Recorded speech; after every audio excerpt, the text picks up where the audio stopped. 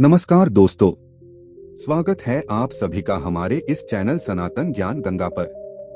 दोस्तों, अगर आप जीवन में कुछ नया सीखना चाहते हैं तो इस चैनल को सब्सक्राइब जरूर करें। राधे राधे, जय श्री कृष्ण। दोस्तों, गाय माता ने स्त्रियों को दिया श्राप। कौन सा श्राप दिया जो आज हर मनुष्य और स्त्रियों को गौमाता का श्राप भोगना पड़ रहा है।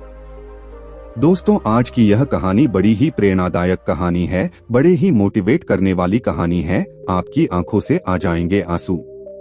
आज इस कहानी को यदि आप सही ढंग से समझ लेंगे तो आप भी हर किसी की मदद करने के लिए तैयार हो जाया करेंगे।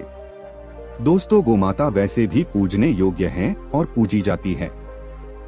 गाय को गाय माता कहा जाता है, लेकिन वहीं गौ माता की आज हमारे इस देश में गौमाता की दुर्दशा हो रही है।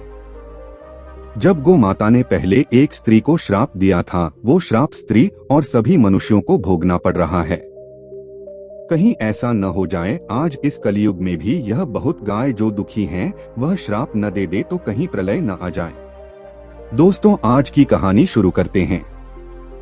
उससे पहले आपसे एक निवेदन करूंगा, आप हमारे इस चैनल पर पहली बार आए हैं, आपने अभी तक इस चैनल को सब्सक्राइब नहीं किया है तो आप पहले चैनल को सब्सक्राइब अवश्य कर लें और साथ ही इस बेल आइकन को दबाना न भूलें। तो आइए कहानी को शुरू करते हैं। एक बार एक किसी नगर में एक गोपाल नाम का व्यक्ति रहता था। गोपाल जो नाम था उसका, वो गाय को पाल करके रखता था।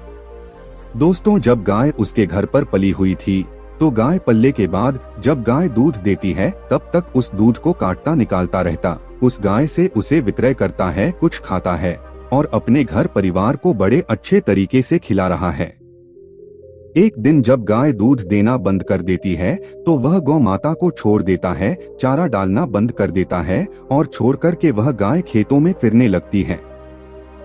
और जब गौ बेचारी एक जगह पर जाकर के एकांत में रोने लगी है, कहने लगी है, क्या मनुष्य है परमात्मा जो तुमने यह हमें गाय बना दिया है, हमारे साथ बहुत अन्याय किया है। यह मनुष्य ऐसा है कि इसने जब तक हमने दूध दिया तब तक तो इसने हमें अच्छा चारा दिया, भर पेट भोजन कराया, लेकिन जैसे ही दूध देना में बंद हो गई इसका मतलब ही निकल गया, इसमें हमें छोड़ दिया। सर्दियों में दर दर की ठोकर खाती हूँ, गर्मियों में धूप सहन करती हूँ, भूखी प्यासी पीटती रहती हूँ, क्या करें कहाँ जाएं।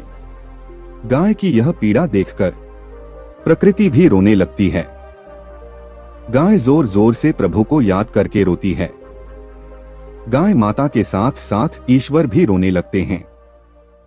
दोस्तों, गौमाता रोती बिलखती हुई घूम रही थी। धीरे धीरे जंगल में रहती हैं, जो भी घास मिलती है उसे चरती है। अब ऐसे में कुछ समय बीता। एक दिन जब वह गाय गड़बड़ हो जाती है तो गर्भवती गाय जब 2-4 महीने हो जाते हैं तो उसके बाद घूमते घूमते यह किसी नगर के पास में पहुंच गई। एक नगर के पास में जब वह पहुंची तो एक मीना नाम की स्त्री ने, मीना नाम की औरत ने उस गाय को देख लिया और उसके मन में लालच आ गया कि मैं इस गाय को पकड़े लो, क्योंकि यह गाय कुछ ही दिनों में बच्चा देने वाली है और यह ढेर सारा दूध देगी और इसी दूध को बेचकर मैं धनवान हो जाऊंगी, ढेर सारा पैसा कम होंगी और इसी दूध से मैं अपने और अपने परिवार वालों का पालन पोषण करूंगी, इससे मुझे ढेर सारा धन मिलेगा। यह सोचकर कि जब वह वापस लौटकर की गई और अब अपने घर पर अपने पति को बुलाना चाहा, तब तक वह गाय माता वहां से गायब हो चुकी थी। दोस्तों, जब गौमाता बहन से जंगल में पहुंची, जब उसका प्रसव पीड़ा का समय पूरा हुआ, उसने एक बच्चे को जन्म दिया एक वृक्ष के नीचे। लेकिन जो मीना नाम की औरत ही बूबा ही उस वृक्ष के पास में खेतों में घास लेने के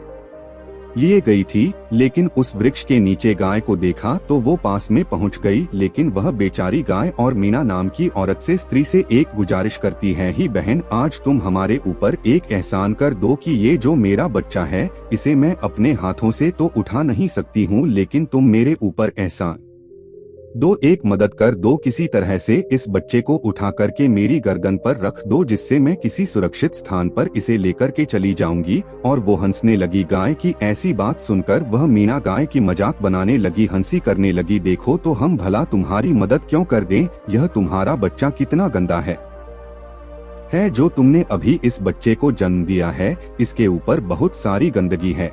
मैं इस बच्चे को उठा करके तुम्हारे सर पर तो नहीं रख सकती हूँ, गर्दन पर तो नहीं रख सकती हूँ। बार बार निवेदन किया, लेकिन फिर भी रखने को तैयार नहीं हुई। उसी समय गाय माता ने जवाब दिया, मीणा सोच लो, क्योंकि यह बच्चा यदि मैं सुरक्षित स्थान पर लेकर नहीं गई तो कोई जंगली जानवर इसे मार देगा, इसे खा जाएगा, इसका जीवन ही समाप्त हो जाएगा। इसलिए मेरी मदद कर दो, क्योंकि यह बच्चा अभी नहीं चल पाएगा, नादान है, कोमल है, भोला भाला है, कम से कम 8-9 महीने के बाद चलेगा। दोस्तों, उस समय पशुओं के बच्चे 8-9 महीने के बाद आदि चलते थे, जो आज जन्म लेने के तुरंत बाद चलने लग जाते हैं, जो कि ऐसा पहले नहीं था। दोस्तों, उसी समय गाय माता ने उस स्त्री को श्राप दे दिया, तुम हमारी मदद नहीं कर रही हो एक इंसान होकर के, लेकिन जाओ, मेरे तुम्हारे लिए श्राप है कि जो तुम्हारे बच्चे जन्म लेने के तुरंत बाद चलने लगते हैं, लेकिन मेरे बच्चों की तरह 8-9 महीने में चलने के लायक हो पाएंगे, लेकिन जो भी जीव पशु पक्षी हैं, उनके बच्चे तुरंत ही उठ कर के चलने लगेंगे। दोस्तों, उस एक मीणा की गलती से शिरापरक लग गया। सभी स्त्रियों को और वह भोग सभी मनुष्य को भोगना पड़ रहा है।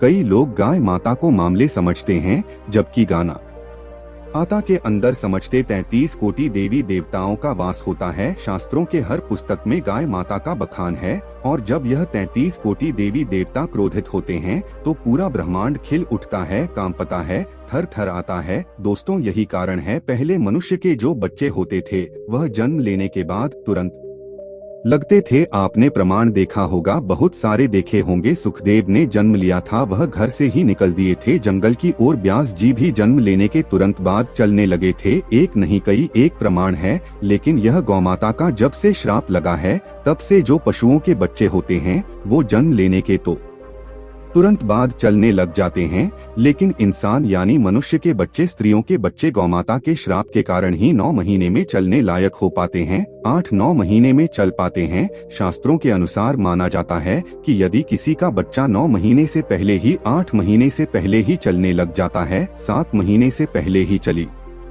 लग जाता है, तो मान लीजिए उसके घर पर गाय माता की विशेष कृपा है। यानी लोग गाय माता को सच्चे हृदय से पूजते हैं और उनकी पूजा करते हैं, उन्हें खिलाते हैं, या पूर्व जन्म में उन्होंने गाय माता की अधिक सेवा की होगी। तो दोस्तों, यह श्राप दिया था उस स्त्री को गौ माता ने। यह एक सत्य घटना है, सत्य पर आधारित है। तो इस कथा से हमें यह सीख मिलती है कि यदि कोई आशा है, जीव हमसे सहायता मांगता है, तो दिल खोलकर उसकी सेवा जरूर करें, अपने सामर्थ्य के अनुसार उसकी मदद जरूर करें। यदि हम सहायता करने लायक हैं, हेल्प करने लायक है, मदद करने के लायक है, तो हमें उसकी मदद अवश्य करनी चाहिए। यदि हम मदद नहीं करेंगे तो हो सकता है उसकी कहीं हमें बद्दुआ न लग जाए। पहले जो श्राप होता था वहीं इस कलयुग में बद्दुआ हो गया है, बदौलत जाती है, तो हमारे दिन अच्छे से खराब होने लग जाते हैं। दोस्तों, आज के लिए बस इतना ही। मिलते हैं एक और ज्ञानवर्धक वीडियो के साथ। धन्यवाद।